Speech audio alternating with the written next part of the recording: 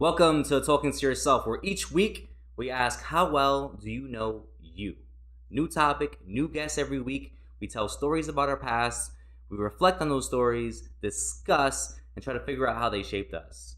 We talk to each other to understand ourselves. Today's topic, school shenanigans. My guest, the Mad Hatter himself.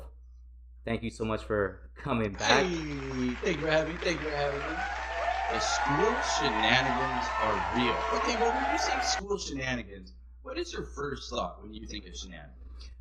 It's like anything that you're doing in school that kind of goes against the grain, pranks, outsmarting the school system itself, the teachers. Ooh. Okay, we'll go with the first thing that came to my mind, outsmarting the teachers.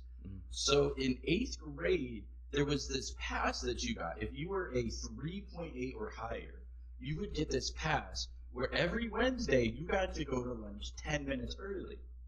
Well, so my teacher, I believe it was 4th or 5th period, it was the art teacher, Mrs. White. And I had legitimately got it the first semester. And so I got a cool sticker, and it's, oh, cool, you got it. And then every Wednesday, you got to go, and leave.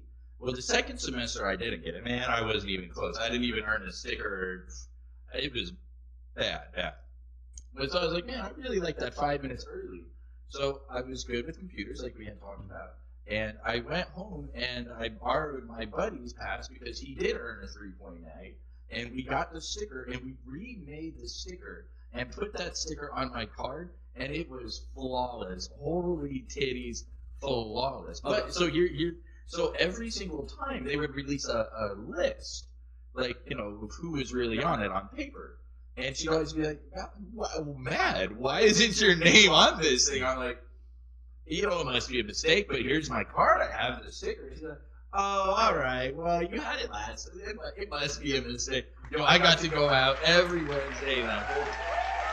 Got away the whole time. Where did you grow up and go to school? Because I, from just knowing you for the past year or more, I know one thing for sure is like we have vastly different upbringings and school experiences. Okay, the school. Okay, so the junior high specifically was in. It was in San Bernardino County technically, but it was in one of the nicest counties. Or it was in the nicest city of San Bernardino County without giving away too much where I'm from, you know, like, hey, let's take it easy. Mm-hmm. But it was more or less an Orange County type school where you could walk home and you would be safe. There's suburbans, and then there was just like there was no crime, no bum. You know, I don't even know if I had seen a bum ever in that city the whole time. It just wasn't, it was the safest town ever.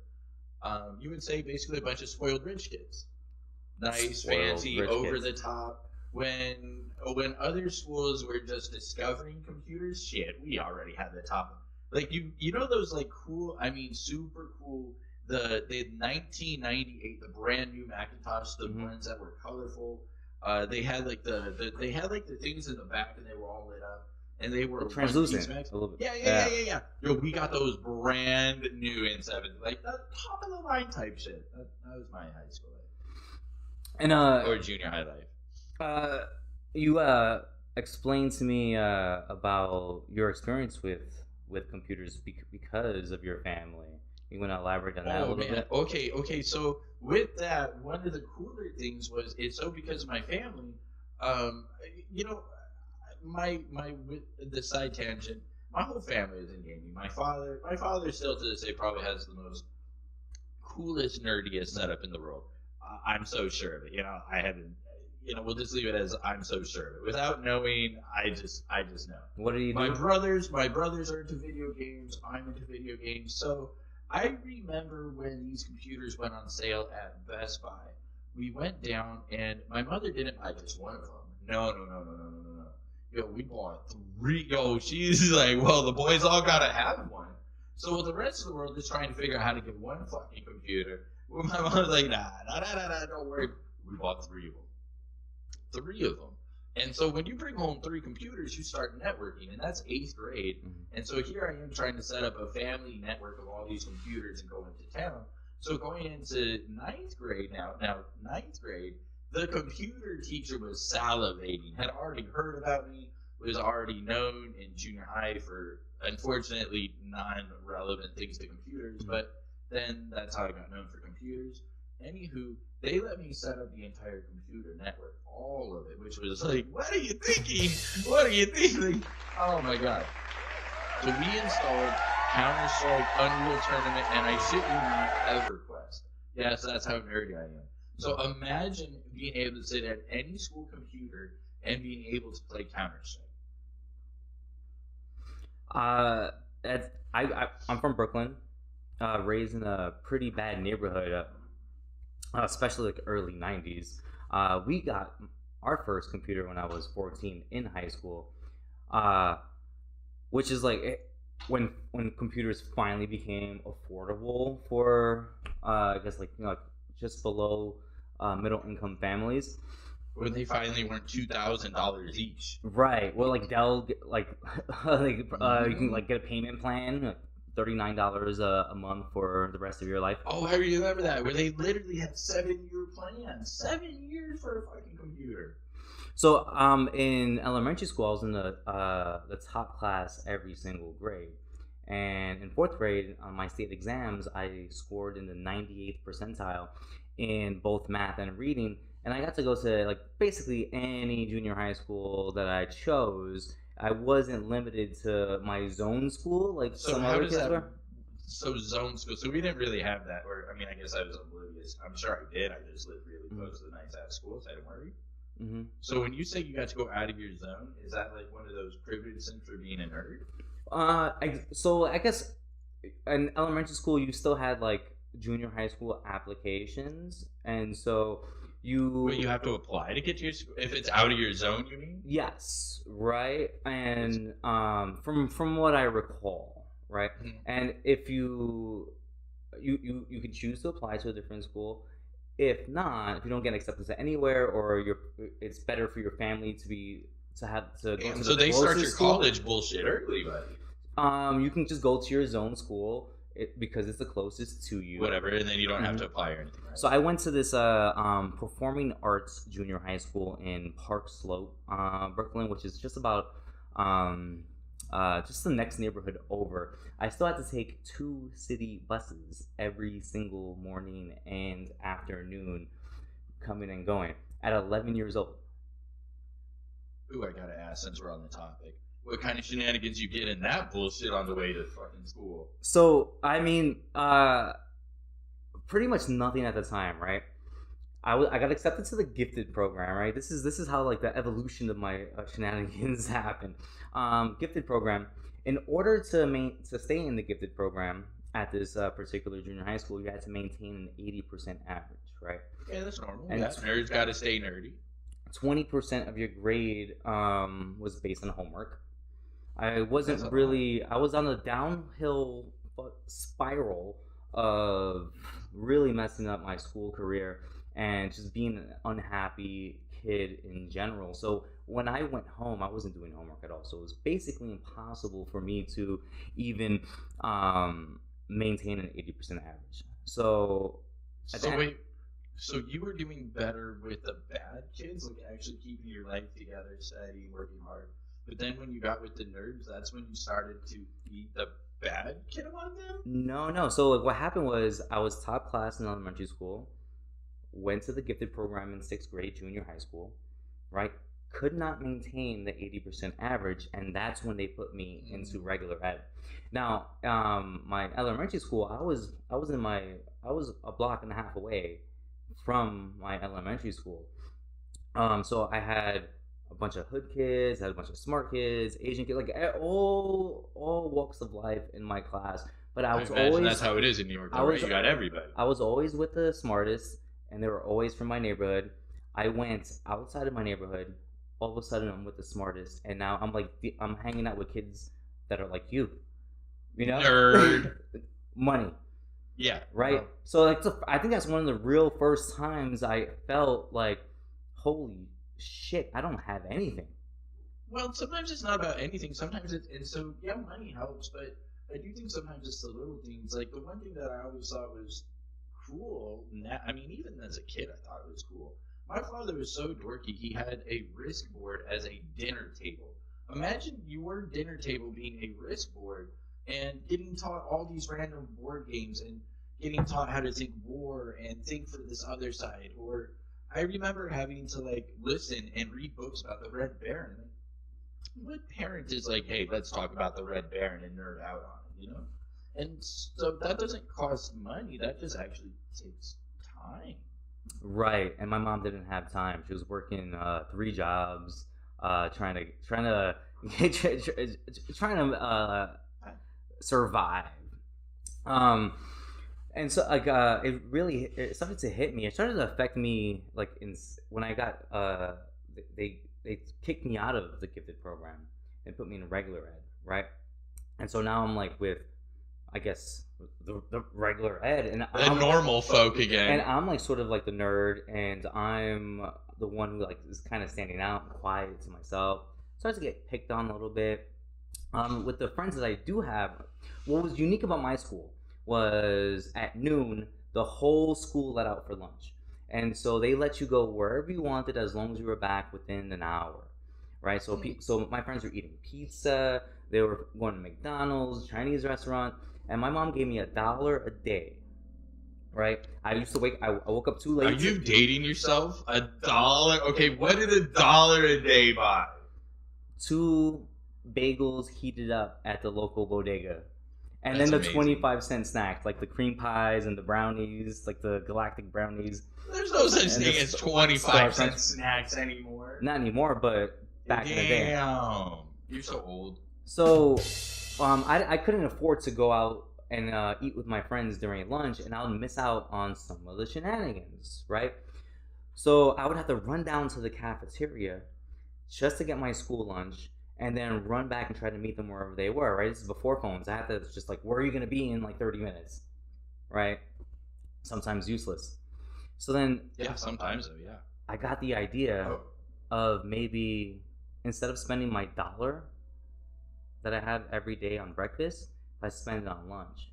Now I'm waking up too late to eat breakfast at home, waking up too late to eat breakfast at school. So I decide the bodega that's across the street from my school in the morning is shoulder to shoulder with kids before class starts. So maybe. So how do you get through them? I was like, maybe I steal my breakfast. Sometimes. Did you start dining and dashing? It's a bodega, right? It's a corner store, right? So you go in, you grab what you want, you go to the register. But it's the same goddamn people. It's not like everybody doesn't know you. It's gotta be that big small town feel, right? It's so crowded. There's two workers. There's one at the register. There's 3 workers. One at the register, one who's like heating up the bagels, and another person standing at the door to make sure kids aren't stealing. Okay, so I saw that. Really see it. I saw that, but it's so crowded. It's really hard for that person who's making sure you're not stealing to see if you're actually stealing, right? So, I went into the store, and I'm gonna steal. This is like my first time stealing. Couldn't do it, right? I grew up like my mom taught me right from wrong. I wanted to be an FBI agent. You wanted to do it so bad, but you couldn't do it. I couldn't do it, and I had this internal debate with myself for so long on whether or not I should steal some food. And then I thought about the Disney movie Aladdin. The very first scene, he steals bread for himself and Apu. How does that go over? He becomes the prince. And so that's where my ethics that's where my ethics lie. I'm like, I'm not hurting anyone by taking a brownie. I mean, well, you're hurting them from being able to buy less brownies. I mean, you definitely didn't gain them any, but they gained you. It was wrong. I think. See, I don't. I mean, if you're hungry, right? You do what you gotta do. I don't think it's like the worst thing to do to steal some flour and sugar. You know. I don't think it's terrible. I mean, okay. So for me, I since we're going that level, and then maybe get back to Shane. So I don't think I've ever been able to actually like calculate and just be like swoop and steal. I've stolen, but it was all one of those like, oh fuck, I just, you look in your pocket or you walk out with something, and you're like, damn, that's embarrassing. I didn't. Oh well, do I walk back in? Do I get back? And it's like, fuck it, I'm gone now. I mean, I wouldn't steal anything anymore, right? I haven't sold anything in like since high school, most likely, right? And but it kind of, but now I was fed. I had $1 to go and buy a slice of pizza with my friends, right? And so, then you're good. So then, in 8th grade, I thought about like stealing other things, and this is where the real shenanigans started to happen. I started an underground stolen CD player and Pokemon card market in my homeroom. Oh, wait. So you were slinging Pokemon cards? So what happened is, and you regret not saving them. I regret not saving them. I was a lot holograms for days. I used to steal whole books from kids. I got to imagine what a whole book is worth, especially first editions. There were first editions. So the thing about my school, right? We let out like 2:50, 3 p.m. right? And most kids, like I want to say like 70% of the kids who have to take transportation home are taking the city bus, right? Sometimes the train. We're all pretty young, right? And so they would have 2 city buses just park up empty in front of our school to start their route, just so our bus can be. We don't congest the other buses, right? And so we would have, it would be these buses just full, these city buses just full of junior high school kids. My friend would talk to them, distract them. I would go into their backpacks, steal their CD players, steal whatever money they had, Pokemon cards. And in my homeroom, I had a locker. Right underneath my locker was empty. So I put a combination lock, and I started throwing all the stolen merchandise in there. And if you needed a CD player, this is back when Sony CD players are going for $130, $140. Yeah, those damn things were expensive, man. I know. I had me one, and a punk kid like you stole my damn thing not once but twice. And I kept thinking I was losing. I'm like, I didn't lose that shit. What the hell's going on here? Yeah, I got to the point where I in 8th grade, during the end of the semester, like right before graduation, you had to return your textbooks, right? And in order to get your diploma, you had to return your textbook. If you lost it, then you'd have to pay $80, $100, right, for these expensive ass textbooks. So kids, they knew to come to me. They'd like, hey, Will, I need this biology textbook. And I go, say no more. I got you for $15. And so what I would do is during you had other books too. During lunch when everybody's out, right? Because not only does the kids break for lunch, but the teachers do too. The teachers are like, who the hell? Empty. Halls are empty. I'm in biology, stealing the textbook, ripping out the first page that has like the so you code. Can't tell who it belongs to. Exactly. Yeah. Huge money maker for me at the end. I went from like having $1 in my pocket in the morning every single day to in 8th grade, I always had 20 or more bucks, 30 or more bucks. Like I had an empire, and it just got worse in high school. Yeah, then you get even more money or more people. Oh, so today's best question, and we're going to reword it a bit. Why is the bearded guy talking to the red panda? There's a red panda here? He's just talking to himself, but it's called talking to myself. He's talking to himself right now. I feel like some of the shenanigans, to kind of pull it off of that, some of the shenanigans, damn, man, that's shenanigans, and then there's just like, Jesus Christ. It was a criminal empire. Holy titties. I mean, there were like other things that I did that were like less, they were like less criminal, more shenanigans. Like I got the whole school, like during the winter time, I got the whole school outdoor lunch got taken away from us for like a day or two, because it was during lunch it was snowing outside, and from across the playground I just launched a snowball and hit the dean right in the head. And so mad. So mad. Yeah, I can't imagine that goes over well. That, yeah, I ruined it for everybody for a little bit. I can't imagine that going over well. Damn, that's not too bad. So you got lunch taken. I mean, 2 days. But see, do you think is that something that if social media is around, some knucklehead would have accidentally had that recorded? Because how many people are recording nowadays at lunch, do you think, in one form or another? Do you think you would have tossed it and some dork would have had it in the background and been like, I know who did it? Probably, yeah. Probably. But this is back when like cell phones were just really starting to become affordable, like the Nokias. Where Nobody really got it. It was a different time. Nobody really had them. Yeah, there was like phones didn't have cameras on them for sure, and I mean if they did, you were paying an arm and a leg for it. It wasn't the standard. So, it was with school buddies, but it was it was on school grounds. So I don't know, a couple of these knuckleheads wanted to wrestle, and I had come up with this really funny idea. I got it through hockey. So in hockey, every now and then you need to use the Bengay or whatever. Yeah. I don't use Bengay, but that's what it's called, right? Bengay? Or Icy Hot? Yeah. I didn't use Icy Hot. I used the Canadian version, but whatever. Yeah, same shit. And so I knew I was going to wrestle this kid. There's assholes, and then there's assholes. And we were supposed to just wrestle after school to kind of solve the beef. So I put Bengay on my armpits.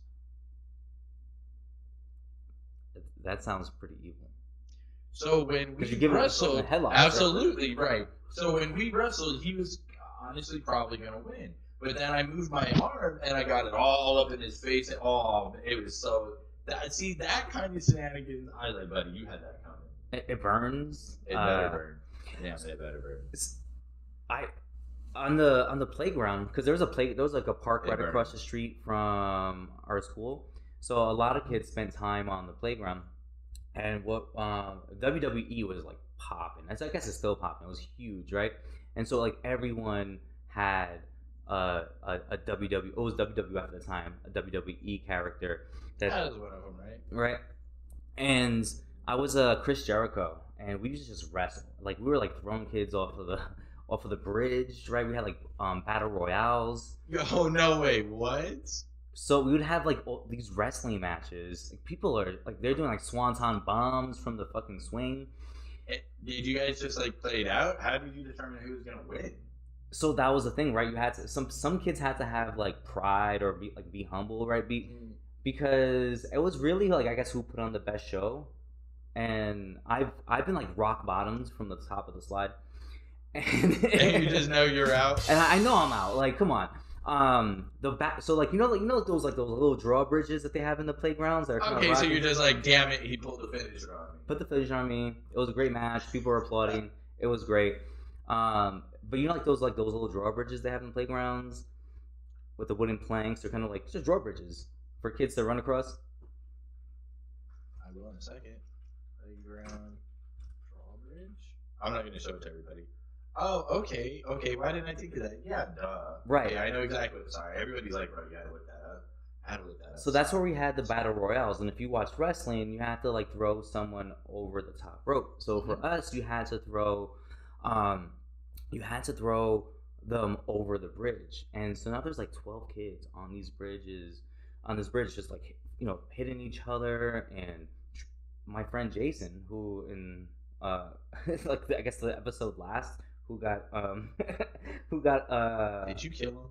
No. You killed him, didn't you? He was overweight, right? And so so every single person like banded together and grabbed him and lifted him up and threw him over the bridge. He landed right on his back, and no lie, like his soul was sucked out of his body. All you heard was he was out of commission. Oh, that sounds so painful. For a minute. Yeah, I bet. It's surprising you didn't break a hip or his back. Surprising. Like someone got pedigreed on glass. Like it was like people were getting hurt. Jesus Christ, buddy. I love the way you guys played. I mean, I guess not that bad. I mean, never that bad. We we'd have friends over, maybe in the living room, but we would always be smart enough to lay the whole living room down beds or like the sofa pillows and then go crazy, but never. Damn, you guys did that out on the playground on dirt. It wasn't like the playground mat, so it was a surface, but softer than concrete. That's for sure. Yo, I'm not gonna lie, that shit sounds really painful. It was it was fun. Those are like the more innocent like shenanigans. Well, you're just having fun though, right? It was having fun. Some kids got hurt. That's with everything. Kids get hurt riding a bike, right? I mean, kids get hurt doing anything. These things happen. And I kind of moved on to like vandalism sometimes. Like I wasn't really part of like the vandalism crowd. You had people who were like destroying the whole photography room. Yeah, I'm glad I never. I mean, I suppose I did. I'm glad I just was shown other ways to use my free time. I feel like that, looking back, is just someone who was unguided with just way too much free time and let their imagination run wild. My school is unique though, right? Because you had like the rainbow program, right, which is the gifted program. Then you had ACE, which was the regular ed, right? And then you had you had special ed. You had special ed that was that was in the basement of our building.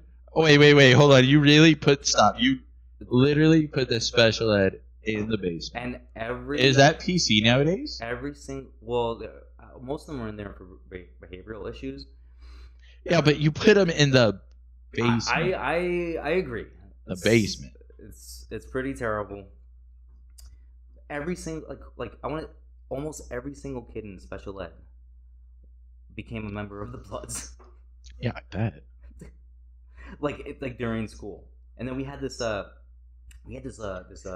school that was just like a couple of blocks up from us, called John Jay, which is known for being terrible. And so sometimes you had like John Jay kids around the playground just trying to like steal your money. They kind of like toughen you up a little bit, you know? Are you talking about like when I walk to 7-Eleven sometimes and I gotta like just bluff my feathers, be like, all right, walking in, yeah. Like I'm not scared of you. Yeah, man. Yeah, you can't. You gotta let them know you're ready to throw it down, and you ain't getting nothing from me. Yeah, you can't look like a victim, or you will be victimized for sure. No, you can't. Yeah, there's no letting my guard down, buffing up my feathers. Like, oh, I'm ready to fight. Don't make me. No. You don't wanna. I got to high school, right? And now all of a sudden I'm the youngest, right? I'm a freshman, so that's how it usually works. Right? But like now I'm not. I'm like. But now you're not Big Cat anymore. You got people 4 years older than you. I'm taking the train now, the subway, right? So now. Holy! How long does it take you to get to school? Like 45. On a train? Yeah, I mean because it was 2 trains, so you had. How far away were you? Sometimes miles-wise? Yeah. Mile, like Jesus Christ! It's not that far. It's just sometimes you just have to. What is not that far? So I think. Let's see. All right. So just to put in perspective. I lived on 42nd Street and 9th Avenue. And then my junior high school was on 5th Street and 5th Avenue. Right? So about 2 miles. That's it? Right. Okay. And then my junior high school was on 68th Street and 4th Avenue.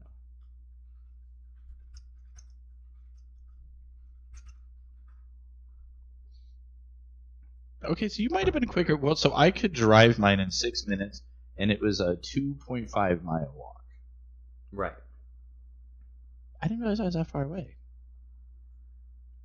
And so I really couldn't steal anymore, so I had to find like more creative ways of making money, right? Because like nothing had really changed, right? I was still getting $1 or $2 a day, and starting hanging out with more of the degenerate criminals, right? Like this is like the slow descent. Started cutting a lot. Well, do you feel like that's where you were older and then your mother's influence is less then? Well, so because that goes back to the first thought of stealing, but then Aladdin. But then once you do it once, does that open the floodgates? So it took me a long time to steal something that's worth 25 cents, right?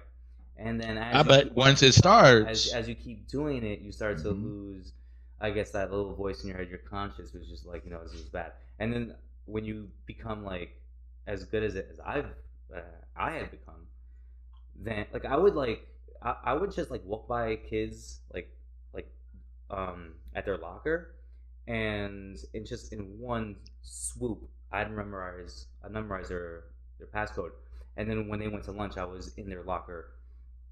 I already know the answer. So high school and junior high was pretty boring. I almost felt beneath you after you left the gifted school. Once I went to felt like you learned nothing. Once I got kicked out of the gifted program, right now I'm pretty much like back with the normies, and you're the smartest. Definitely the smartest kid in the class, right? Or the things that they were learning, I had already learned, right? So 8th grade, I had math first period, right? And it was like most of the school felt it was unnecessary arithmetic, right? Had like the same math teacher, and so what I would do is I would steal an empty math test, and I would no, you didn't. I would fill it out and then make copies, and then I'll sell it to the kids in the later classes for them to use to cheat off of. Damn, you really figured out how to hustle and make money. I'm impressed. Okay, so I feel like that one's the most impressive way. Like, so you stole. Damn, nice. And you're so confident. You're like, bro, this is already from the teacher. It's already from the teacher. Filled out. Like you're gonna get a 90+, like easy. Okay, so I got to know then. What switched that point where you're like, you know what? I think I'm done doing this. I don't want to do that anymore. The stealing? Yeah. Like, was there any? I mean, maybe there just wasn't. Just one that you just stopped and didn't notice. But was there like a defining moment? You're like, oh, tits. Well, so I started making money in different ways, right? So when I went to high school, my friend who used to help me, Dave, he used to distract them while I stole the CD player, went through the bags. Poor guy. Sorry, your name got thrown under the bus, bud. No, it's a shortened version of his name. He's from You're good. You're good. He's from. Yeah. He's Trinidad. So. Oh wow, that just made you more specific. Sorry, we really threw you under the bus, my Trinidad friend. So he had found this spot in like the Diamond District in Manhattan, this wholesale spot that they sold knives and lighters for. You can get half a dozen knives for $25. So we'd buy a couple of dozen. Now I'm in 9th grade in the stairwell selling knives to. Wait. 9th grade selling knives? This is amazing. My school stairwell. This is amazing. I had this big blue bubble coat for the winter, and I would go to school at times with like 7 to 8 knives, all different varieties and sizes in their original packaging. Really? I started a whole knife industries. Friends used to come up to me and buy like 5, 10 at a time so they can go back to their streets and sell them, back to their blocks. Okay, so they were doing the same thing then. Yeah, I created a knife like a resell then, basically. Yeah. It's probably, I think it's one of those. That's probably one of the worst things I did. Because I'm selling weapons, to kids who are like emotional and angry and don't know how to deal with themselves, or who are hot-headed and getting into fights, or you're just helping society. I mean, strong survive. No, I don't think so. I mean, thankfully, no one got stabbed that year in school. Then I eventually graduated to selling Lucy's. I had this one kid who worked in the office where they stored all the student Metro cards, and we ended up stealing a stack of them, and I sold these student Metro cards, which are good for 3 rides a day, right? I don't know, maybe they were like $1.50 a ride, $2 a pop at the time. Cheap. $10 a pop, good for three rides a day plus transfers. Like, I was making money off of those Metro cards. I'm impressed. I'm super impressed. Yeah, okay, so that goes back to like, so you only did it until there's no more need, right? Like, it was just a means to an end, would you say? I did it until I got a real job. I ended up applying to this nonprofit organization to make a short documentary. Yeah, it was no longer a need anymore then, right? And then I Yeah. ended up getting a full-time job, becoming a professional editor, and on top of that, like you like all Would of you my say you grew out of it? Basically, you more or less went from a boy to that young man phase, got your first job, and that's when that's you're legitimate in your young 20s, and that's the young man phase. It's I mean, yeah, like Yeah. and then just I'm a natural observer, right? I think this is the most extroverted I've ever been in my life. Like when I was a kid, I was like deeply introverted. And it was terrifying for me to be in social situations. If I didn't Bottled yourself up too much, eh? And so I spent a lot of time watching, observing, listening to people more so than actually talking. And being mixed race, right? Like a white complexion in a Latino neighborhood. I didn't fit in, right? So what are you then? For those that don't know, so my mom's Puerto Rican, Mhm. both sides. My dad's Puerto Rican Irish. I just got my ancestry. I'm like literally from. But looks can be deceiving. Right, I was too white for the Latino kids, and too Latino for the white kids. I didn't fit in anywhere. No. So because of that, I fit in everywhere, right? And everyone I encountered for the most part, super friendly with, became friends with, and all these kids, a lot of kids are fucking doing really bad things, like doing worse things than me, and it's just like watching like these people who I've grown up with, who I chilled with and parlayed with, made money with, and fucking loved. All of a sudden, they're going to jail. Yeah, that's a scary thought because when you're doing shitty things as a kid, you usually end up doing shitty things as an adult. Right. I mean, not everybody escapes. Like, well, I would say you clearly did. Look at that shirt. I would say you have escaped the nonsense, looking all good and classy. Yeah. So as part of the reason why part of the reason why I'm doing this podcast is like introspection, reflection. I think is super important, right? You can say there's this saying that you can take the boy out the hood, but you can't take the hood out the boy, right? Exactly. And I'm proof that's not true, right? I was still living in the hood, using self-reflection and building better habits, and just like understand, like having a little bit of foresight, right? Just by observing all these people that I grew up with now either dying, like getting killed, going to jail, a little scary, or having like too many kids with the wrong person. Like it's like they started dropping like flies, and I realized like I am doing the same things. It's only a matter of time. It's a numbers game. It's only a matter of time before it happens to me. Yeah, you're a victim of environment kind of thing, right? Like, it's one of those, I'm sure if we were to say trade parents, the whole outcome for both of us would be wildly different.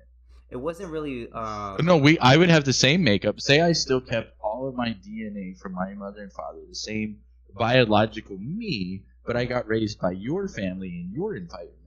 And then the same you, still your mother and father's DNA, but raised by my family. It's unfortunate there's no escaping it. You're a product of your environment. Right. My mom is the reason why I wholeheartedly believe my mom is the reason why that I outlasted and succeeded more so than anyone else that I grew up with, because for my first 7 years in life, my mom read to me every day. She instilled a love of reading into me. She did arts and crafts with me, like sparked my imagination. Like this lady is the whole reason why I'm creative and well read and love to learn. It's just like when shit got hard and she had to work 3 jobs. That's when the tea and the streets. Well, so do you think shit? Do you think that's kind of it? That goes back to what we've seen for a bit there. You got to have that free time, right? You got to have that proper guidance. Otherwise, that's so crazy because then, yeah, the TV raises you, or the public system raises you, and oh fuck, man, when you let TV and the public system raise you, that's a scary combo. That is a really scary combo.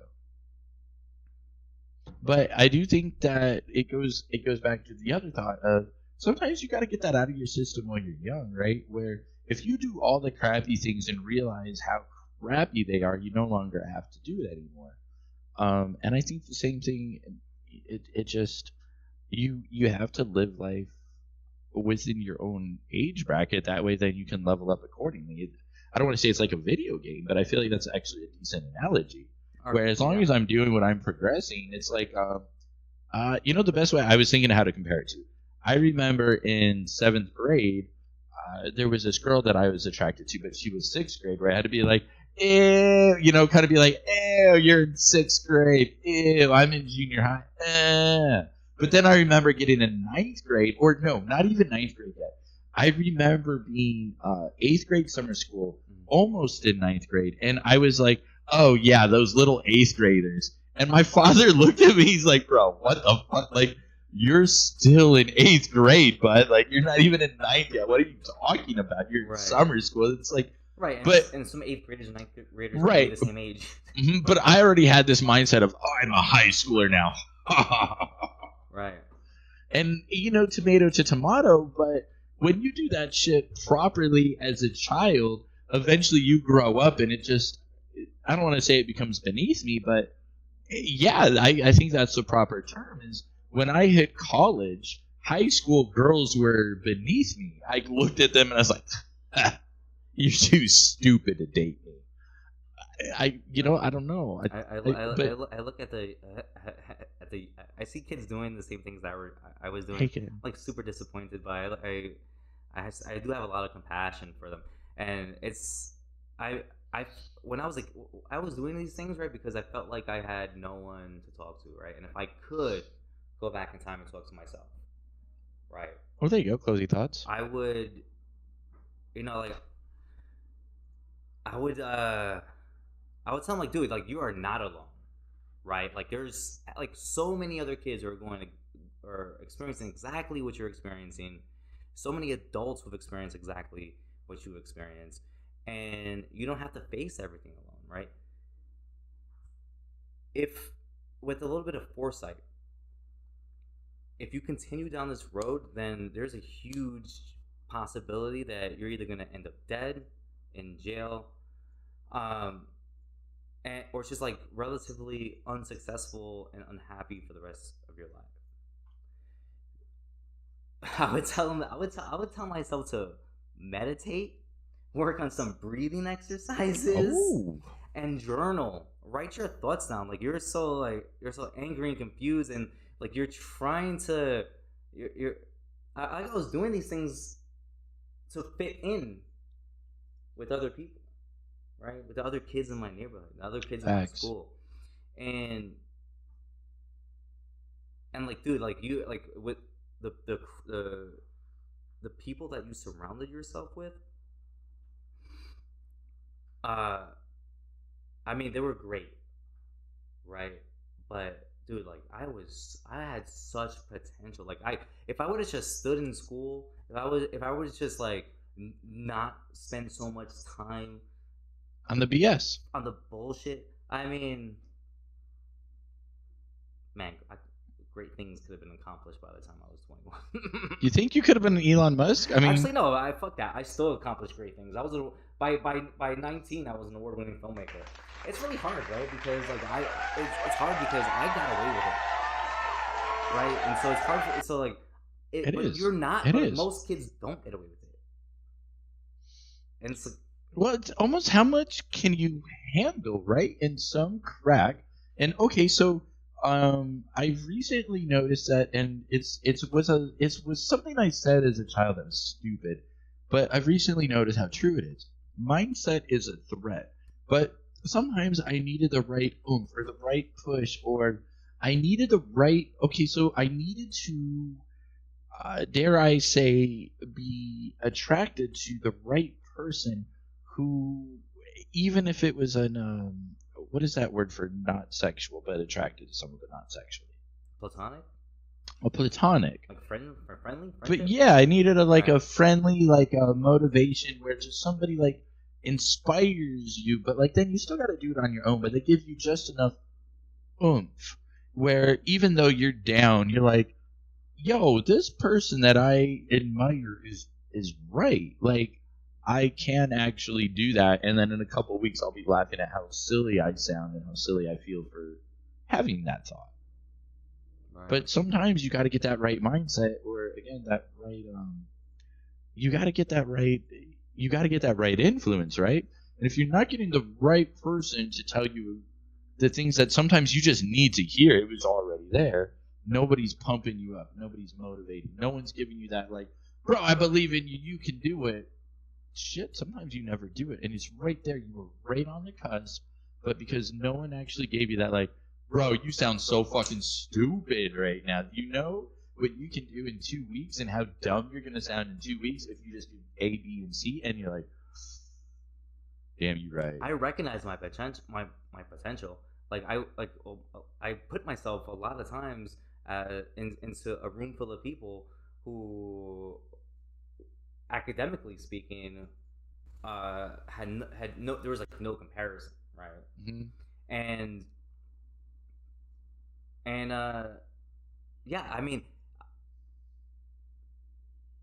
they didn't go on to do great things. They didn't go on to be happy. Some not even alive or free. Do you question whether they ever will? Like, it sucks, but you feel like they're unfortunately in that rut, and that's almost the lesson worth anything. Where you're like, bro, I'm never gonna go back to that rut. There are a handful of people who are like, who I grew up with, parlayed with, who made big changes, and yeah, got out. Oh, I think that's our time. Damn, that was a beautiful. All right, everybody, I'll leave it as this. That was Will. You can add him on his Instagram at I'm at Risk. If you guys want to add our YouTube, it's DTLV Good Buddies. This is a 2-hour segment today. We're going to take a few minute break. Will's birthday is Thursday, so we decided that we'll make the next conversation about birthdays and shit. So we'll literally be back in 3 minutes, you guys. We're going to take a 3-minute break, and then we'll be right back. And we're going to talk about shit that we did on our birthdays. Good birthdays, bad birthdays, and all the other stuff. So to everybody in all the apps, we are broadcasting on 4 apps. How y'all doing? I love you guys, and thanks for being here. Please add our YouTubes. I love you. Fucking popcorn.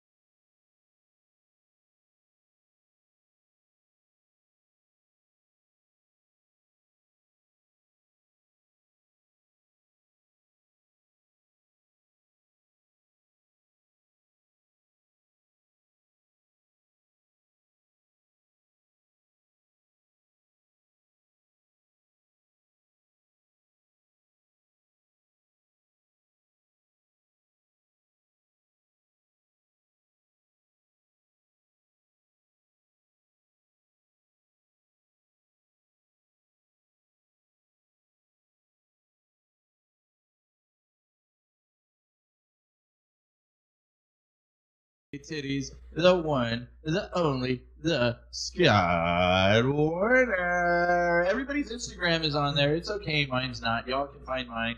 We are on multiple platforms, so it would be really cool if you guys added our YouTube, DTLV Good Buddies. Hang out there, watch the replays there. Tell your friends, tell your family, tell everybody else, and if you want to add mine too, I guess. Yeah. So today's topics, because this man in the pink over there, he's getting older. How old are you about to be, young man? 36 Thursday. 36, Jimmy says. Good genes. Well, you're aging at an alarming rate. I'm sorry. I mean, I'm surprised I don't look like a haggard old man at this point. With as much abuse I put my body through, like my early 20s, my early 30s, my mid 30s, my early teens, my and that's just all the abuse that you've done to yourself. I'm talking about the abuse we're about to give you right now. What's what? Maybe short of physical abuse, but we're trying to give you some bad mental abuse right now. Mental, because you should have a strong, character for that now. Oh, I'm mentally and emotionally, I'm at my strongest. I think right now, physically, I'm really starting to feel it because of neglect. Whoa. Yeah. Like, wait, things are neglect? Yeah, just like I used to be like the knees fittest popping. person in the room. Yeah, and I'm Put that. trying to start a regular workout regimen that fits my body, my your schedule, your body. Yeah, I'm trying to find time for it. Trying to eat better, right? Because I mean, in my mid to late 20s, right before I moved to Vegas, I was like on my way of becoming my my physical best, and yeah, it's just like the city of excess, bro. The city of excess. The city of excess and the city you can't get enough. Mm-hmm. Yeah. Las Vegas. Talk about home, sweet Las Vegas. Home is Nevada for us. As we are the downtown good buddies. Well, so my first thought is, people always ask about the bad, and that sucks. Let's just ask something different. Who thinks they've had, I don't know, let's say it like this, like, who here thinks that they've had the coolest birthday party out of anybody here? You don't see me raising my hand like. Really? I think if you had a super dope birthday party, yeah, you're gonna remember that one. I mean, it was last year actually. 35, big 35. Nice. It was with my now wife. We rented a camper van and we camped the Grand Canyon for 4 nights.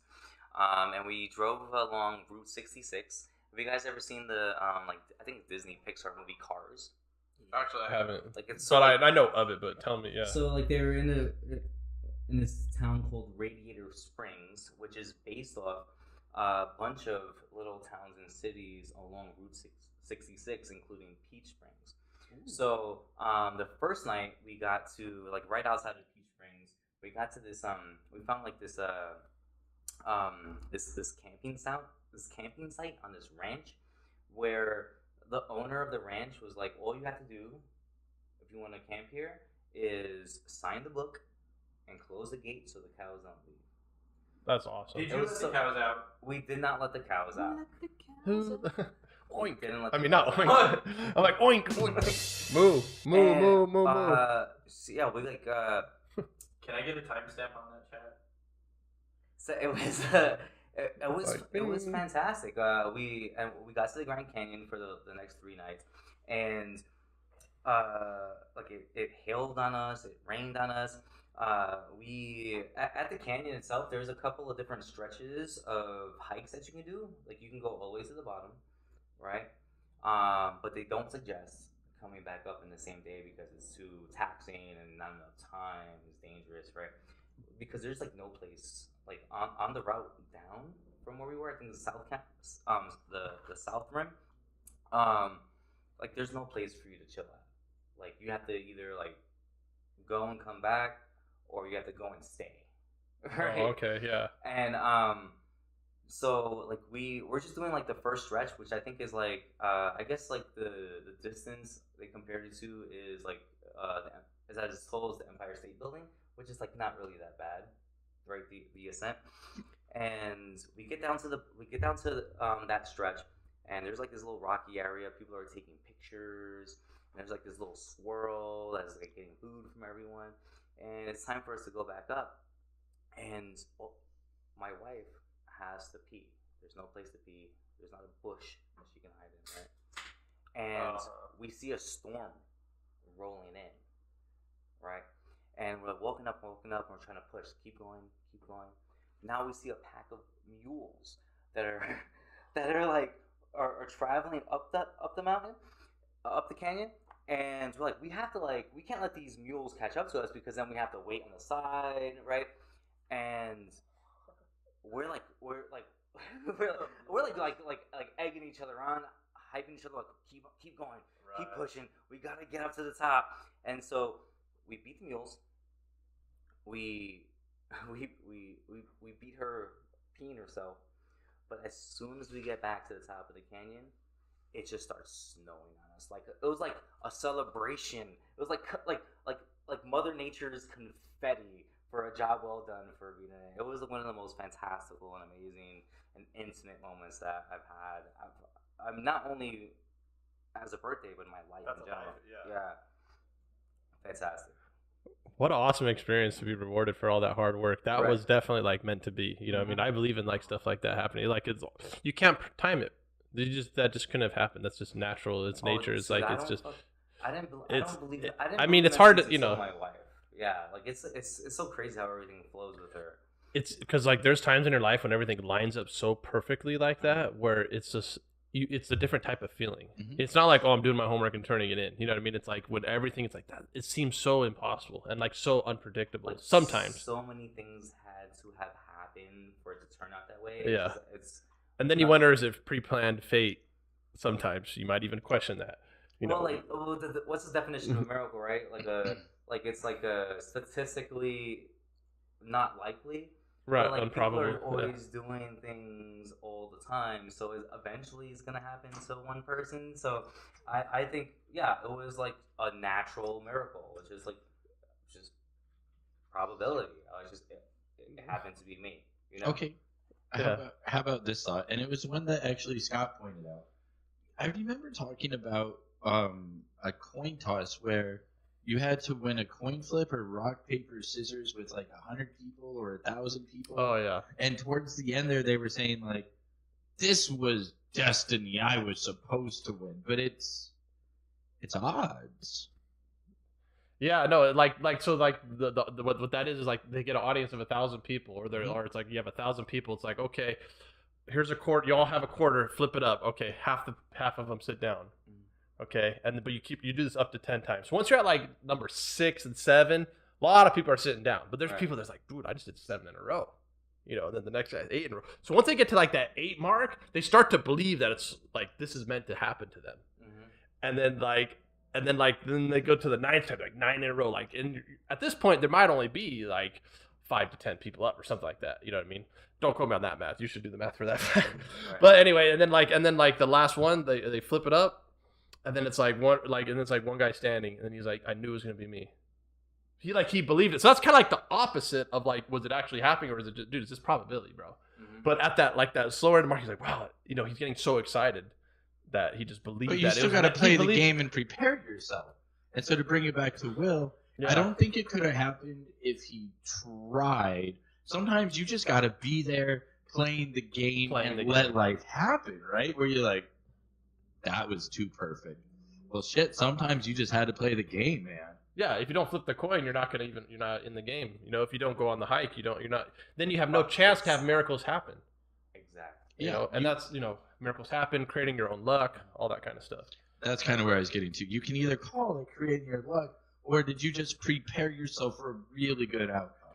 Right. Like, is it miraculous, supernatural, or was this like, I knew what I think she would want, what I would want, what we have in common, and I'm going out and playing. But you still had to set the game up. You had to create it, design it, be like, okay, we're about to go. This is what we're doing. I don't think it's some like divine intervention, but I think it's you actually knew yourself and who she was enough, and you prepared it, and then it became so goddamn beautiful naturally. Yeah. I 100% agree. I think if none of those things happen, if if we weren't trying to beat a storm or mules, or if she didn't have to pee, and if it didn't snow on us, I'd probably tell the same story of like our the connection that we shared, like doing this hike. Well, I know it might have been like, well, it would have been like, it would have been, well, it could have been like, and then it snowed and she peed her pants, but we still made it up. You know what I mean? Like, that also would have been great. Yeah, that's what I'm saying. Like, would have been terrible. It's the perfect storm. Yeah. It couldn't have gone wrong. That's part of the point, I think, and it was an experience. But what's interesting about like the supernatural, because I kind of agree with you. It's like, okay, if I sit here and study for a test for the whole week, how ready you're gonna be? Like, you're creating that? You're probably a predictor that he's probably when you pray to God and you didn't study, and you're like, dear Lord, I need an A on this test. I know I didn't study, I didn't prepare, but hey, you got me, right? Like, you got me. And he's like, I prayed. Jesus, take the wheel. Well, yeah. But hey, take the pen. But by the way, I wasn't ready. And then he's like, well, I gave you 168 hours last week. What did you do with it? You know what I mean? It's one of those things. Yeah. But my question to you guys is, okay, so that's like about a nice experience, something you could take, you'll take to the grave kind of thing. That's the beauty of it. The beauty of it. But now what about like if you're driving a car, like a guardian angel type of, what it feels like a guardian angel type of situation where like, wow, I should have got killed right there because the driving thing. Is it like the same type of miraculous, or is it? See, that's what gets it confusing when, for people, it's like, well, now that's my life. I was about to die. I wanted to talk about this so bad. Will knows where I'm going, I think. No, I think it's exactly the same thing. I think you got lucky. The path not taken, though. The path not taken. You're living the Disney fairy tale that everybody wants to live when having a spouse or potential partner, which is quite remarkable because that's something that we lack in this day and age. Because that is a very beautiful story that you were able to celebrate your birthday with the person that you love, and it's just it's in my head. I'm like, wow, that is a Disney movie that needs to be made. It's quite amazing. It wouldn't be Disney. I would be. Who would? What, Brazzers? I'm joking. Isn't Brazzers owned by Pornhub? Let's not get into detail with that. Never mind. But I think. Never mind. I think it's the same thing. I think like the consequences are just different. Your car flips, and when the majority of people die in a situation like that, you don't. I think. I mean, not everyone dies. Right. In that situation. Right. And then you're gonna feel like, wow, I was saved or I was spared, and then you start wondering why, and maybe you were, maybe you weren't, right? That's like my thing is, and like I feel like God or the universe or whatever you believe, I feel like it's not necessarily always out to get you, but it's like it has to play by its own rules too. Like you still have the laws of the world. Like if God created everything and then he stepped back because he let the laws of physics handle everything, you know what I mean? Like he'd love. Like the religious standpoint is like, okay, he loves you and he doesn't want anything bad to happen. But at the end of the day, you're here to have the experiences, the good and bad. Right. If you want to look at it that way too. So there's a lot of like, that's more like philosophy, I guess. And that's what that kind of made me think about. Right. Yeah. Free will versus fate, right? Yeah. Or like sometimes fate interjects like, hey, you're not supposed to die because you got a bigger purpose in life. Right. But sometimes it's good to have that belief, as opposed to not having that belief and you're like, I'm going to go off myself. You rather have hope, because actually at the end of the day, I guess hope is the only thing you can give somebody. Like if I give you a drug addict, not you, but like a drug addict money, he's going to go like, what I'm saying? There's someone that panhandles for like drugs to get the buzz, the high, whatever it is. They're not panhandling because they're like, I'm homeless now. Okay, I need to get a phone. I need to start getting my life together. I need to go to the library. I get a phone, panhandle $100, go buy a phone, and then maybe get a gym membership or something like that. Get a $10 a month thing, just get your life started. If you got to, I'm saying like that'd be a reason to panhandle. But if you're panhandling because I just want to go get high, you know what I'm saying? That's like, yeah, you're not. That's destined for badness. Bad. Anyway, that makes sense. I kind of get your point where like you're as opposed to you're panhandling for something that's destructive. Yeah. Right. As opposed to like you actually trying to get on your feet to help yourself out. Because we were just talking about just the opposite. As a mismanager of your money, yeah. your mental health, your addiction, right? You don't have like the necessary tools or resources, or even knowledge to even figure out how to get you to climb out of the hole. Yeah. I don't know. My main irrational fear is when I turn 30, I have to go through like prostate exams and shit, man. That's been my biggest fear, man. Because when you mentioned you're 36, I was like, damn, that is that age where doctors get to touch you all over you, and that's been my. Well, if you start Is it touching 30 yourself, if you start touching yourself now, you'll get Okay, used before to I it. get into that, let's. I'm just gonna not. I'm just. Okay, so I am Just haven't met the right curious. person yet. I know.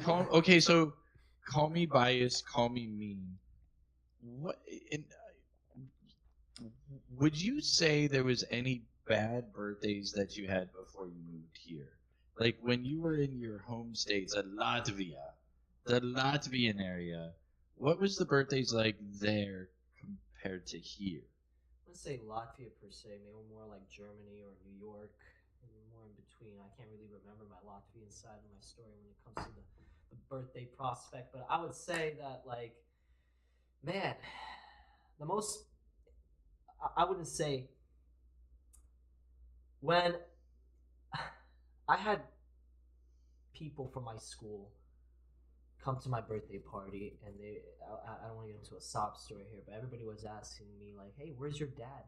And I was like, oh, well, I don't really have one.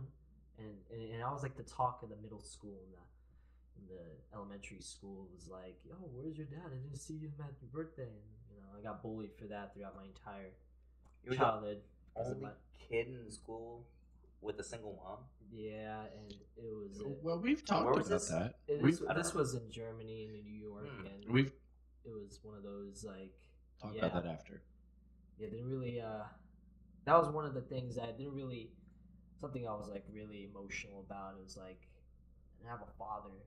I was like there and being like, hey, happy birthday, son. Here's like this baseball card that I'm gonna pass down to you. And it's one of those things where it's like, man, I didn't need my father because I'm going to be a better father to my kids, and seeing that, knowing that my father wasn't there throughout my time of me evolving and growing up, and I'm like, man, I'm going to keep it that way. Fuck my dad, My mom was the one that was being both the mother and the father in the relationship, kind of me growing up. And honestly, it's more of like a growing aspect for me because I've noticed that not having a father, being that support system, even throughout my birthdays, is like, you know what? I'm gonna be better. Fuck you, fuck you, Dad. I'm gonna actually be there for my child when he evolves and develops. I mean, you learn how to shave pretty well without him. Yeah. But this is me not having a dad as well. I don't know how to shave. That's just the only reason why. Now I use female razors because they're better. Honestly, I'm just saying, I'm your Venus. Shit, that glides on your skin. Your desire. Yeah, there you go. See that commercial? So, out of sense, I actually had an amazing birthday because I had an amazing family that tried to show me the world without having that father figure, and it just grows on you. And the older I get, the more I realize I'm like, man, I didn't need a father. I'm the way that I am because of the experiences that I've experienced, and it's one of those things that really just helps you grow and be a better person in the future. And it's just something. Yeah, I think you're a great human being. Oh, So yeah. it'd be like, I mean, Yeah. you're a great human being. So it's like, Well, at one point, it's like, who would you be like with him? I mean, I love the Vlad now, So like, I think it was necessary for you to be you. He's right. My mom, honestly, I'm thankful that I've been raised by women all my life, man. I'm clean. I clean my room. Like I'm so productive, and honestly, like that's what I've noticed. Like with female sides of the families, like they're more like nurturing, they're more caring, they're more respectful of the situation, and it's like I come to a realization. I'm like, man, like females out there, I respect the fuck out of you. Are you kidding me? Like there's females out there that have 2 to 3 kids, and they're balancing work and life and educational values to support a human being, and it's something that I have so much respect for a woman when it comes to that sort of thing. Like I have so much respect for my mom that was there, and did the due diligence of showing me the world and how it operates, and me being a logical and analytical thinker just comes together, and I'm like, wow, my dad ain't shit. Mom, I fucking love you. I respect you. Thank you for making me who I am today. And that being said, she did, and she does her best to build me who I am as an individual. And that's something I cannot stress and thank enough for having such a positive role model, such as my sister. My sister was my second mom, and my mom was my third. It's more like a support system and something I'm very thankful of.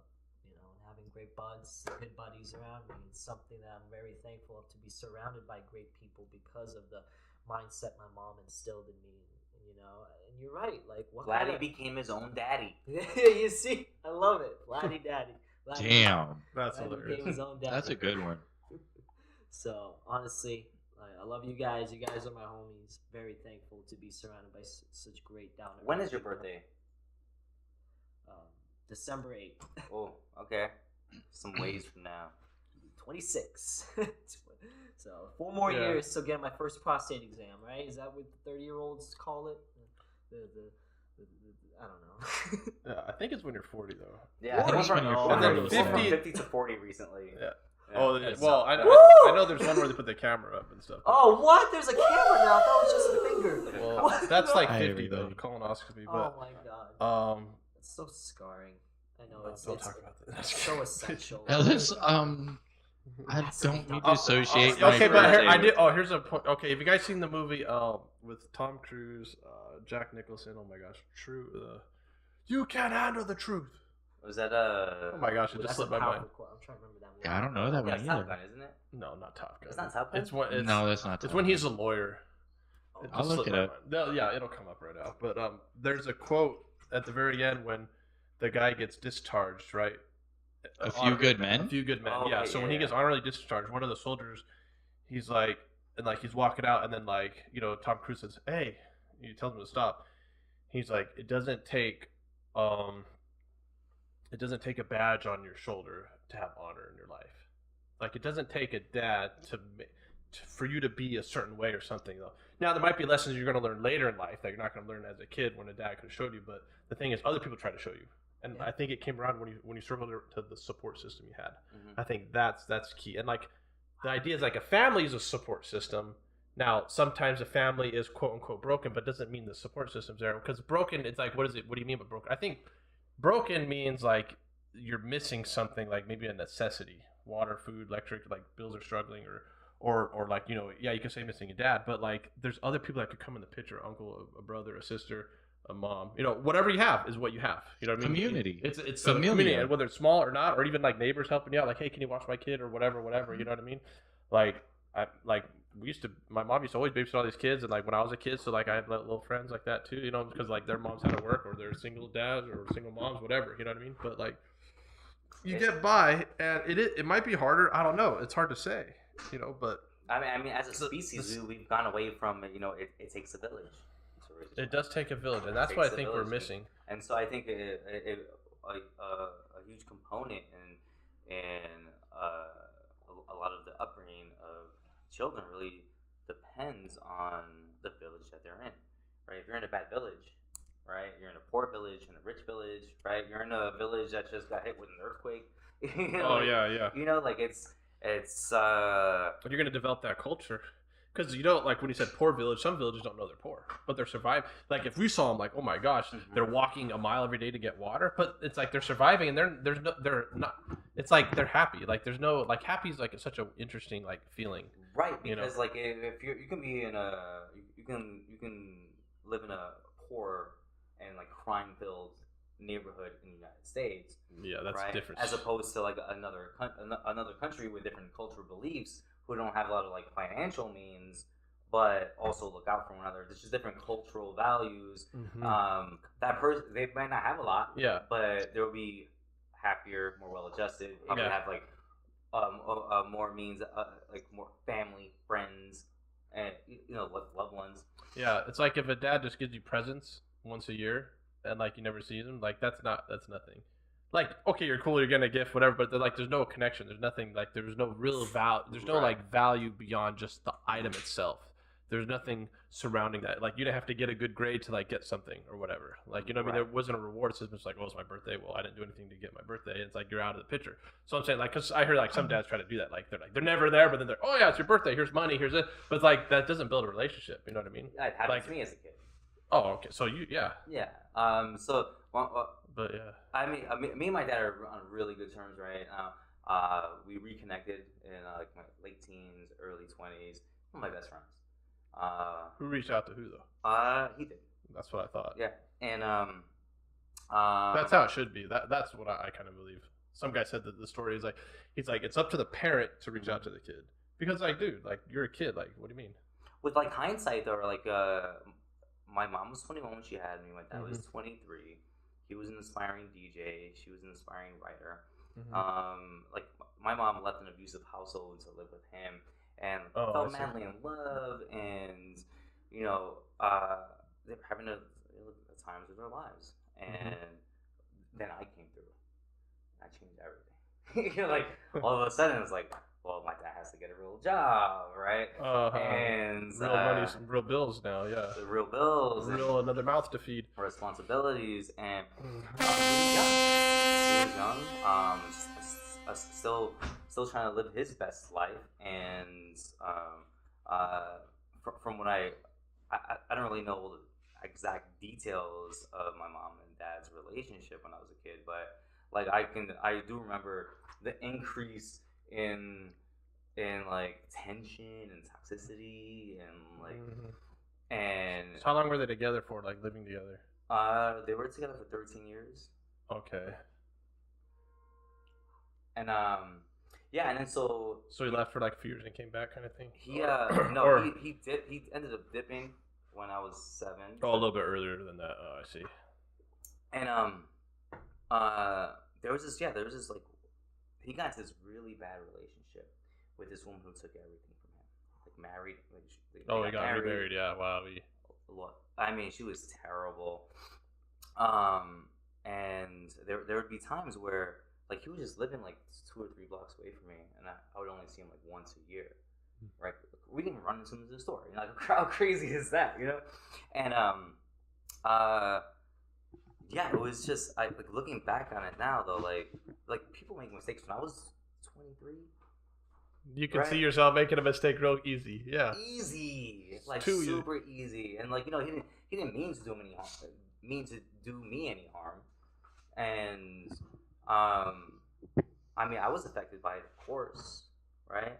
But I mean, people make mistakes, and like, you know, he's a human being. Like we would put parents on these pedestals and view them as like superheroes when there's humans just like us. Yeah, they're not infallible. It's tough, yeah. But like having a mom, having a dad, that doesn't change who you are. Like you can, you know, you still should always be growing on yourself. I feel like, you know, but that's just for everybody. I don't care where you're from. You know what I mean? You can only blame them so long. Yeah, and trust me, I blame them for some stuff too. Like, oh, I wish they would have done this decision better, or this, and like forced me in this certain way, or did this certain thing, or whatever. Like, but you know, at some point, you're gonna come to realize, like, okay, that's all. Everything's done and over with now. It's like, now who am I going to put in my life to help build my own support system? You know, when I'm struggling or I need help or whatever like that, whether it's all categories of life, you know. So that's what's great about being an adult, right? You get to choose your own family. Good point. Yeah. You get to choose your own family. You get to choose your village. Choose your friends, choose your family, choose all. So I'm not going to look this one up, but I can if you guys want me to. It was talking about best friends and mothers and brothers and fathers, and how many times you're actually going to see someone once you reach the age of 30. From the age of 30 to death, how many times are you actually going to see, say, someone that you call best friend? The best person that I think me and Scott can both relate to immediately would be, say, Buddy Eric, where I consider him a best friend. He got me out of some crazy shit. But if I'm being honest, because of his schedule and mine, and he lives 40 minutes, 10 miles, but 40 minutes away. Asshole lives too far. I love you, but you live too far away. So we might only see each other 30, 40 more times the rest of our lives. Yeah, no, that's... I mean, literally, we might only hang out 30 more times, and then that's it, right? But so then you get some friends where you're like, damn, bro, I see your ass every week. Or, Jesus, you know I see some of you 2-3 times a week? Like, damn, man. And that's where you realize who your community, who your family, who you who you like, who you go to, kind of thing, you know? This made me really sad. Turning 36 on Thursday. You old What, man. Everyone I know and love is gonna eventually die. No. I might not even see them before they die. You know, the only thing that bothers me is the older we get, everybody starts to have families and kids, and like you said, you rarely see your buddy, you know, because they have their own spiel going with their kids and their wives, and they have their own life that they're building in. Do you guys do anything for your birthdays? Sorry to interrupt. Oh no, you're good. Do you guys celebrate your birthdays at all? No, Or do anything I special? even delete my Facebook temporarily. Yeah, so you don't get all the messages of, oh, hey, happy birthday. Yeah, this was the first year where I accidentally forgot. If you look, it's the first time people have wished me happy birthday in a very long time on my Facebook. I know a bad example, but like, fuck, it's your birthday. Like, I don't. Yeah, I mean, like I had a lot. I had the childhood birthdays. You know what I mean? I had the spa in the backyard. I had the great little thing. birthdays. Yeah, it was fun. It was cool. Like we were I mean, talking not about every year earlier, was I awesome, aged but- out. I aged out. But it's like after a while, it's like, okay, do I need to keep celebrating birthdays? You know what I mean? It's like, do you, no, because it's for older you kids. get, well, it's a different the how more it's a different depressing type it of is. celebration. That's the whole point. It's Like, for kids. I aged out, and I think that's why, if I'm being honest, I don't know any of your birthdays, not one of yours. But it's because I don't look at it like that. Like, again, I delete my Facebook. It's not a big deal. well, it's It's because another it's how day. you view your own But birthday. it's too. another day, right. If you view your own birthday like, yeah, it's just another day, or not even that, like some. But then, unfortunately, so is yours. Yeah, so is everybody else's. Yeah, but Yeah. I also believe that it's like, oh, it's my birthday, I don't have to work. Because some people get that attitude too. They're like, Yeah. oh, I'm just gonna chill all day. I But work now, on if my you work, birthday so if you many work hard the times. last 364 days, okay, fine. Like, I'm not gonna, you know, I you work hard to take the lackadaisy days. But if you've been like Yeah, you've none been of this, laxy I'm every other gonna do day. lackadaisy the next 30 days because I'm gonna do my whole birthday month now. No, that's not how it works. Hate that shit. It really depends Yeah. on your job, right? Because like I would take my birthday off because I mean like sometimes I'm working customer service or sometimes I'm working a job that I'm just doing to fulfill my other passions, right? And in customer service, don't work on your birthday because the last thing you want to do is get screamed at by somebody on your birthday, right? So I'll take the day yeah. off. That's As smart. a bartender, though, work your birthday. That's the only way you're gonna fucking get paid for your birthday as an employee because you tell people it's your birthday, and all of a sudden it's like they go from $1 tip to $5 tip, $10 tip, $20 tip. No, I And can it's see just that. like Yeah, nothing. because I would do the same thing. Okay, well, That's broadcasting's the same way. You hype it up for an entire month, and you're like, "What's up, bitches? I'm live. Hey, it's my birthday." Hey, I've bitches, I'm seen live. so many hot girls do that. And then it's their birthday ridiculous. week, their birthday month. You know, Mhm. Yeah, milk it, baby, milk it. for that standpoint, I get it. It's pretty hilarious. Yeah.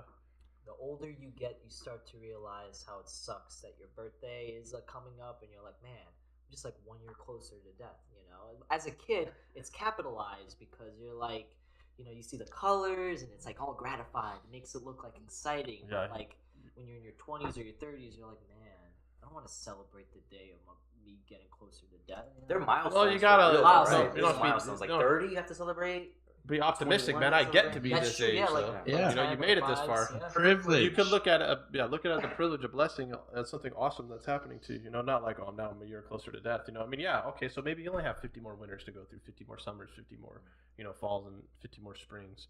Yeah. But you know, enjoy every moment you can, dude. Like, that's why, like, I like having super long-term goals. You know, like 30 years out, 100 years out. You know what I mean? Just because, like, it's something like I can stay working on. So when I'm 65, it's like, hey, I know I've been working on that for 30 years or whatever. And like specifically, I'd be talking about like music and piano because to me that's like a lifelong thing. Right. So it's like I'm not saying, oh, I have to learn something by a certain time. It's like, no, I'm just going to work it consistently I for like the next for life. You know, Right. that's a decision I made.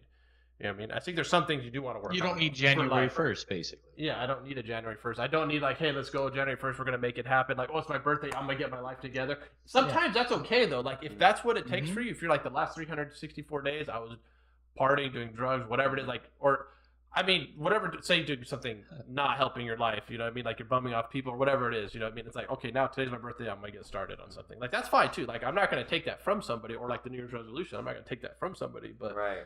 the Hey, idea if is it to works. get into that That'll mindset work for me. every day. So, question for you to switch it a bit, because we picked on the other two.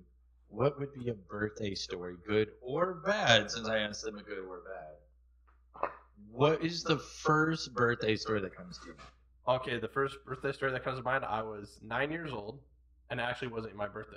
It was my older brother's birthday, which he's a month ahead of me. Okay, that's a fair. Okay. Yeah, because We left I'm it the up to second anything. child, so I'm always watching everyone else's birthday. Okay, so my brother, I was like, when he turned 12, he got a pair of roller skates. I'm talking about hockey roller skates. Okay, The good stuff. yeah, he might even got. I don't know if he got a bike or not, but I just remember those skates and like 10 other super dope presents, and I'm like, that's what it's like to be 12. I can't wait to turn 12. Yo, You know, and then I turned 12. I'm like, I didn't get half the crap he got. You know what I mean? felt And Jeff. then the same thing happened on tied into graduation. I remember he got a whole laptop when he graduated. I got good job. That was it. I got nothing. You got Zero. But you know that made me work harder for other stuff. You know, because by that time my brother's already in college. So like, he made some mistakes. Like, you can't. We're about to give you nothing. You know, like we're not going to co-sign your car. We're not going to do like they did all that. And then They saw the mistakes that it They made. saw So the your mistakes brother and ruined then- it for He everybody. ruined it for everybody because he wasn't responsible enough to do. Out of some how stuff, many you know? siblings? 6. Wow, he ruined it for all 6 of you. Well, no, it just ruined it for me because I'm second. They're like, oh, we're not gonna make that mistake twice. And then like they saw me, they're like, well, we're not. And then like my little brother, he didn't have to work till college, which Damn. you know, but like, but But- he was a but- straight A student though, so he was the second smartest in the whole school in high school, like 1,600 kids. So like he proved himself that way Right. to like, okay, we'll support you a little bit. You know what I mean? You know, and then he got a job as a janitor though. Either see, so he's also willing. He does willing to sacrifice. He's like, I'll be a janitor. I don't care. I'll sweep up crap and poop all day. Right. You know, there was no job beneath him.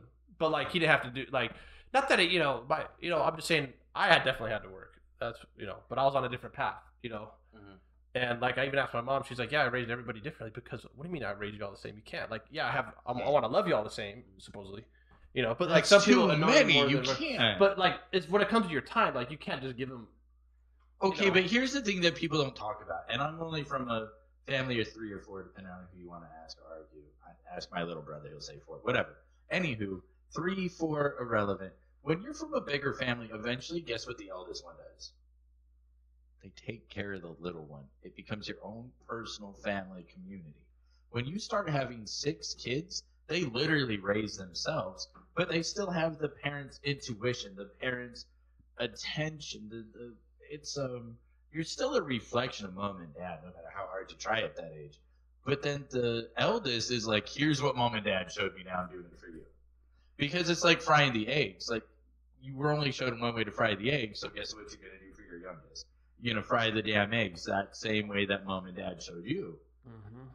That's I think my mom is Puerto Rican. She's one of 8, and so I have a lot of Cousins, uncles, everything. Mhm. Cousins. And so like I felt and what I've noticed with big families, I don't know, I don't have any stats on this. The more kids that you have, the more likely that at least one is going to die a tragic death or like go to jail or something stupid. Even if like everybody's fine. The stats are gonna know somebody. Yeah. Yeah. One of them is going to be maladjusted. It doesn't matter how you raised them or what you did, right? It's just, I don't know. You did your best. There was always that That's the shit, dark right? side, though. It's like that's the reality. There's just always that one or It's two. just, it's just Yeah. not a coin flip, but it's just statistically speaking, I mean, not everyone can be great. Not everybody can be We a winner. refuse to be a statistic, right, Vlad? I refuse. We're gonna create our own statistic. Mhm. If it's gonna happen, it's because we decided it's gonna happen. That's what I would like to do. Take control of that. I agree. Technically, like, grew up in my neighborhood, I'm a statistic, but I got out of there. Right. I know a lot of people who are stuck and have never been able to leave or had to leave just because they can't afford to live there anymore because of gentrification, jail, big one. death, Yeah, that's a big one. Having kids with the wrong people, like all these things that, drug addiction, alcoholism, like all these things that lead to, like unhappy and Builds character. unsuccessful lives. Builds character. That's what I mean. Yeah. Just And that's build a- character. Yeah. Yeah, and then it's like you guys kind of touched on this point earlier. It's like I don't really. I celebrate the milestones now, but I don't really care about my birthday. I don't feel like I have to have a party that's centered around me to celebrate me. But it is like I do see it as like, you know what, I made it to 36 when a lot of people I grew up with did. And it isn't Right. It's like they would love to be in your shoes right now. It is Celebrate. an accomplishment, Yeah. and it is, and I am grateful for it, and I do I do recognize that. You know, I don't take it for granted. Right. Yeah. I think that's a good self-reflection and appreciate what you got and living it up, you know. But yeah, living a vida loca. Yeah. Worst birthday. Terrible birthday? Has anyone ever had a terrible birthday? Okay, how about I'll really, give a story and a closing. You guys okay with that? Okay. Yeah. Okay.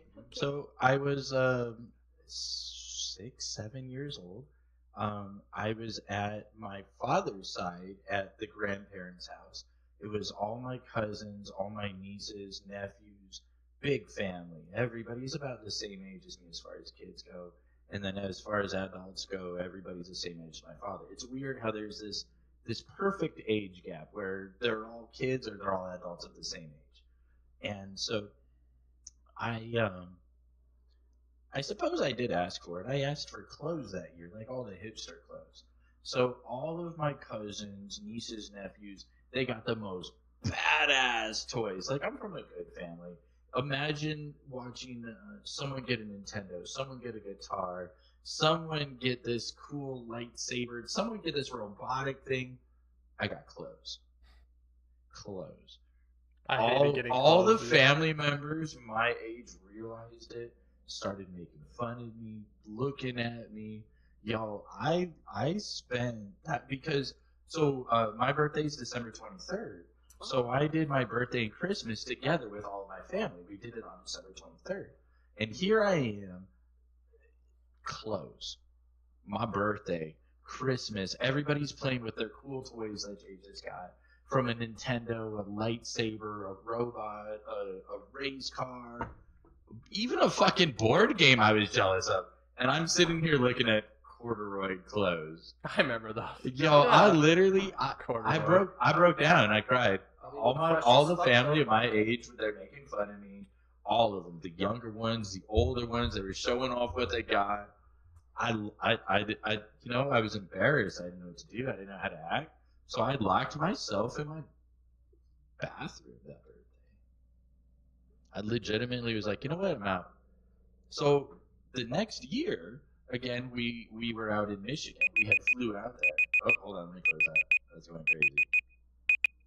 So the next year, I had flown out to Michigan again with my family. But this time, we had the birthday at my mom's grandma's house. They've got by today's standards, a mansion. It's 3-bedroom and a basement. We have 100 people over. Every adult hears about how my birthday was last year. So, ironically, a year later, they throw a party, but this time just for adults. And my grandma and my grandfather, they're doing just fine. Everybody that was invited over, they were told, don't bring anything. We're going to provide all the food, all the booze. If you need a ride home, we'll pay the taxis. Anything you need, we got you. Just show up. If you need to spend the night, they had extra rooms. There's extra rooms, and they accommodated everybody that needed to spend the night. The only caveat, they were like, yo, buy our grandson a birthday present. You invite over 100 people, which is like 40, 50 different couples, and they've all heard the story of my birthday from the year previous. They brought over so many presents. There's a video somewhere of me being like, Mom, I don't want to open presents anymore. I'm done. Like, they made the whole thing about me. So many presents where there's a video of me being like, dude, I don't want to. And so at the end of the day, family members started to open the presents, and they long story short, they only let me bring home, I know, woe is me, right? They only let me bring home one full suitcase full of presents. I had to pick from like hundreds of gifts, man. I had to pick from hundreds of gifts and figure out, okay, do I want this? Do I not want this? I don't know. But it all became from I had like the worst birthday of my life, to then the next year, it was so overwhelming where that definitely wasn't my worst, but damn, did my family try and make up for it. So your father's parents. They didn't do that on purpose. By the way, it was very okay. So first, my father's family. My father's family. So extreme though. It was very expensive clothing. To be fair to my father's family, it was very, very expensive clothing. You asked for it though, right? You asked That, for that it? is what I asked for, Right. but I didn't really. The 9-year-old me didn't understand what I was asking for. They bought me over the top expensive clothing, and it was probably way more than a Nintendo but Right. the 9-year-old me didn't understand the monetary of it. I just looked at it as like clothing. Did I get the most badass corduroy, super fancy jeans in the world? Yes, I did. And those were very hard to find then, sure. But 9 years old, you don't understand. I mean, 8 at years old, 9, 6, you grew out of whatever. jeans, you can Whatever never the grow hell out it of was. Nintendo. Yeah. I'm yeah, 9. yeah, I yeah. wanted those toys, man. I wanted those You skates. never Yeah, grew out I of totally Nintendo. know. Yeah. Yeah. All right, we ready for the closing then? I say do all the shout outs, the call outs, all the names and all that. For the audio people. Only, I got you. you. Know what I mean? I got And then you. unless we say ourselves, I'm Scott Warner. No, I got you. Say it all. Well, everybody, that's all the time we got That for works. the Downtown Las Vegas Good Buddy Show. Scare the I shit just out want of to thank all 3 of these good buddies. That's Scott Warner over there. That's Vlad Daddy. That's Will Cain. Everybody, they're in the description. Make sure to add them on the Instagram. They even have websites. To those 3 boys out there, I really do appreciate you treating us all to this privilege of sharing your heartfelt stories about growing up and your experiences with birthdays, both good and bad. It's not easy to open up, be a little vulnerable, care a little bit, share a little bit. Holy titties, did we ever learn something about Vladdy Daddy over Oh, there. come on. So let's just take a moment, celebrate the boys. Happy birthday, Will. And let's remember, be there for each other on our birthdays. You know what? Fuck that. Let's just remember, you don't have to be there every single day. No. You don't have to be there on their birthdays. Let me try again. 3rd time. You don't have to be there on their birthdays. What the fuck? Be there every day. Because at the end of the day, it's the friendship and the connection that makes it all worth, it all makes it worth it. So thanks for living, everybody. Tune in next week. We'll be here for another episode with the boys. Because we're here every week, 7:30 to, 9:30, 10:30, And we'll share stories. We'll cheer. We'll think. Well, we'll tell you a good story. Until next week, everybody. I'm the Mad Hatter. And these are the boys. Oh, I farted on you. I'm taking it for Will. Bye, everybody. Bye. See you next week. See you next week.